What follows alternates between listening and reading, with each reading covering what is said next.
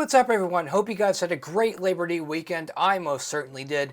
We have a lot to discuss in this upcoming forecast, such as the new change in the jet stream pattern and storm chances are starting to increase for Wednesday. I'll have more information on that in just a few minutes. Let's go over this new jet stream pattern and what it means for us in terms of storms. Alright, taking a look at the 500 millibar maps. The 500 millibar maps plays a very vital role in our weather pattern in the United States. It dictates the weather for the United States. So right now we have had a massive high pressure system over our area. This has been bringing a lot of heat and a lot of high and above average and humid temperatures into our area. Well, it is safe to say this heat dome is about to collapse and it's about to go back westward towards California, which is very good news. But yeah, this massive heat dome has been fixated over our area. That's why it's been very hot recently. But as we progress this through around Tuesday, this massive heat dome starts to progress backwards over towards the the western area of the United States, over near Texas. So this massive heat dome is going to leave our area, which is very, very nice for us. But storm chances are starting to pick up, but I'll get to that in more of a minute. But taking a look more out towards the future with our 500 millibar maps, there's not a lot, well, I mean, there is quite a bit going on actually. As you can tell, this high pressure system is fixated over Texas and over New Mexico, and this provides a more of a meridional flow for the jet streak patterns to move into our area. This will bring some 500 millibar flow into our area. This will bring more chances for storms, not really more so severe. We don't really know that right now, but I mean, we'll get to that in a minute.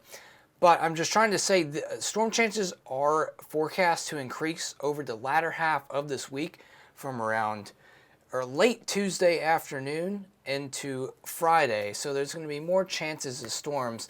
But the latter half of this upcoming weekend is going to be more so dry.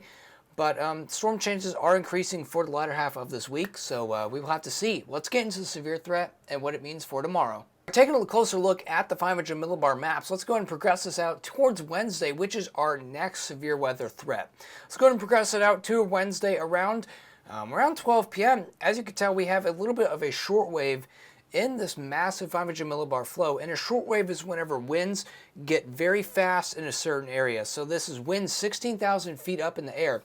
Winds are extremely, fast up in there. They're probably around 100 miles per hour.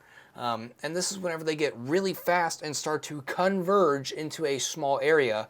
This allows for ample forcing for thunderstorms to develop in that little tiny area. And that can have wide repercussions for surrounding areas of that small little area where massive air is converging and causing thunderstorms to develop and updraft. But I digress. Around 12 p.m., there's a lot of 500 millibar flow. Not a lot, not insane amounts of 500 millibar flow, but around 30 to 40 knots. And it starts to get even stronger around, that's around 12 p.m. And as it progresses through the late afternoon, it really starts to get kicking around 6 p.m. in our area, around 35 knots of 500 millibar flow. With this shortwave trough moving through our area, that's going to allow thunderstorms to develop in our area. And there's a little bit of some kinks in the isobars. Whenever you see kinks like that in the isobars, that means there's going to be forcing for thunderstorms to develop.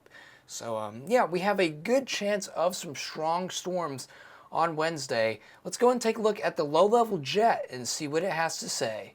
All right, taking a look at bulk shear. This is winds from 1,000 feet to 5,000 feet.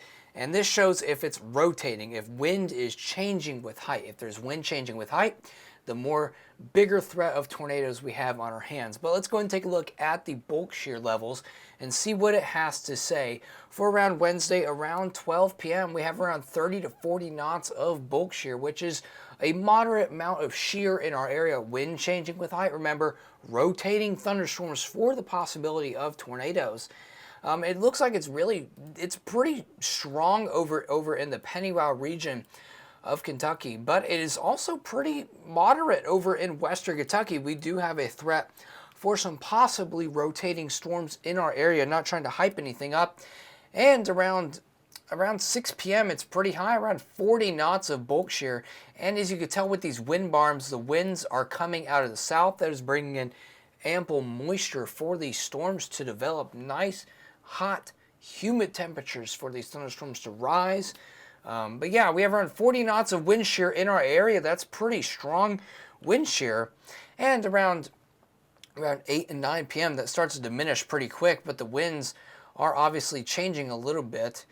As you can tell, we got winds coming out of the south, and I mean, they're not really changing, but you can't really see on the wind barbs. But I promise you, the winds, there is going to be some sort of wind shear, albeit not really as strong as we would like it to be. It's more of a moderate wind shear, but there is obviously a threat apparent for the possibility of some rotating thunderstorms if they do develop. All right, let's go ahead and take a look at the surface CAPE, which is the amount of instability in the air. Anything around from 1,500 above is very high CAPE values and very high instability. Let's go ahead and progress this through around Tuesday into Wednesday morning. There's not that much CAPE over in our area in Wednesday morning. That's obvious because there's no daytime heating. There's not a lot of energy for storms.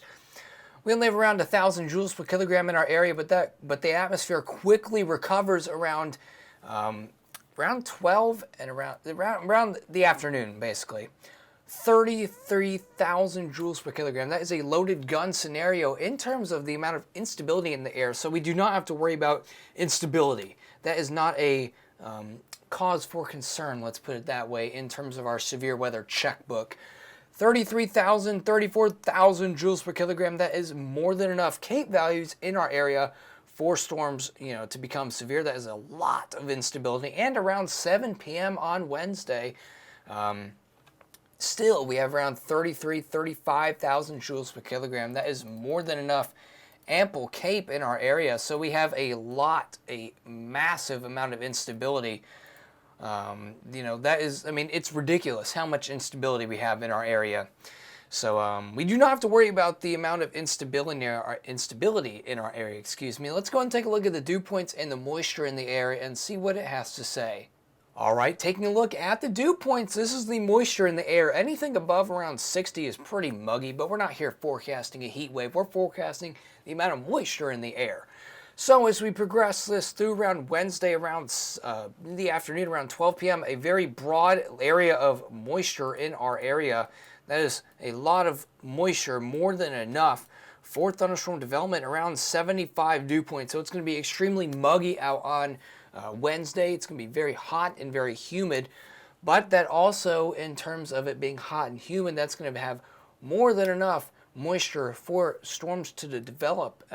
But yeah, around 75, 76 dew points, so it's going to be pretty muggy out. But there's a massive, massive sector of dew points and a lot of moisture in the air.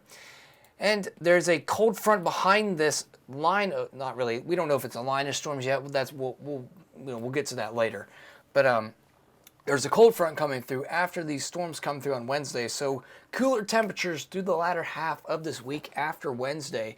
So yeah, this is going to be a cold front coming through, but before we get to that cold front, we're going to have a couple more days of very hot and very humid days ahead of us, but it's going to be pretty humid out on Wednesday and Tuesday as well.